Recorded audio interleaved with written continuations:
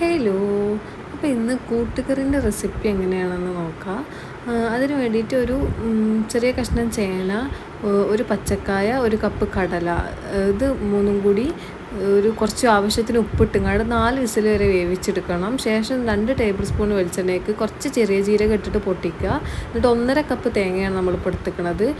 ഈ തേങ്ങയ്ക്ക് നമ്മൾ കുറച്ച് കറിവേപ്പിലും കൂടി ചേർത്ത് കൊടുത്തിട്ട് നല്ലോണം ഒരു ഗോൾഡൻ ബ്രൗൺ ഷെയ്ഡ് ആവുന്ന വരെ നമ്മൾ ഇളക്കിക്കൊണ്ടേ ഇരിക്കുക. ഒരു മീഡിയം ഫ്ലെയിമിൽ ഇട്ടിട്ട് കരിഞ്ഞു പോവാതെ പ്രത്യേകം ശ്രദ്ധിക്കണേ.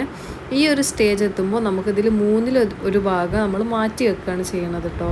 എന്നിട്ട് ബാക്കിയുള്ള ഭാഗം ഒന്നും കൂടി നമ്മൾ വറുത്തെടുക്കണം. കുറച്ചും കൂടി കളർ മാറാനുണ്ട്.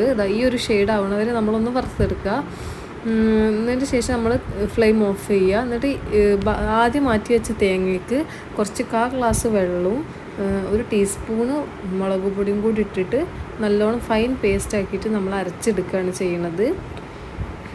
നല്ലോണം ഫൈൻ പേസ്റ്റ് ആവണം കേട്ടോ. ഈ ഒരു പരുവത്തിലാണ് ഉണ്ടാവേണ്ടത്. എന്നിട്ട് അതൊന്ന് മാറ്റി വെക്കുക. എന്നിട്ടൊരു പാൻ ചൂടാക്കിയിട്ട് കടുക്, കറിവേപ്പില, വറ്റൽമുളക് അത് ചേർത്തുങ്ങാണ്ട് നല്ലോണം അതായത് പൊട്ടിച്ചെടുത്തതിന് ശേഷം നമ്മൾ എന്ത് ചെയ്യണം, ഒരച്ച് ശർക്കര ഒന്ന് പാനിയാക്കിയിട്ട് നമ്മൾ അരിച്ചെടുത്തതാണ്, അത് അതിലേക്ക് ചേർത്ത് കൊടുക്കണം. അതിലേക്ക് ചേർത്ത് കൊടുത്തതിന് ശേഷം നമ്മൾ നേരത്തെ അരച്ച് വെച്ചിട്ടുള്ള തേങ്ങ ഉണ്ടല്ലോ അതും കൂടി ചേർത്ത് കൊടുക്കുക.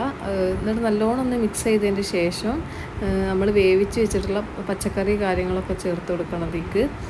അതും കൂടി ഒന്ന് ഇട്ട് കൊടുത്തിട്ട് നമ്മൾ നല്ലോണം ഇളക്കി യോജിപ്പിക്കണം. എല്ലാതും കൂടി ഒന്ന് മിക്സ് ആവുന്ന രീതിയിൽ നല്ലോണം ഇളക്കി കൊടുക്കണം.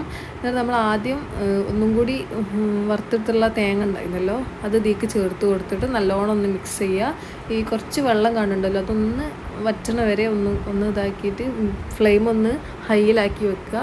എന്നിട്ട് നല്ലോണം ഇളക്കിയിട്ട് സെർവ് ചെയ്യുക. അപ്പോൾ ഇത്രേ ഉള്ളൂ. നല്ല ടേസ്റ്റി ആയിട്ടുള്ള കൂട്ടുകറിയാണ്. എല്ലാവരും ഒന്ന് ട്രൈ ചെയ്യണേ. ബൈ, ടാറ്റാ.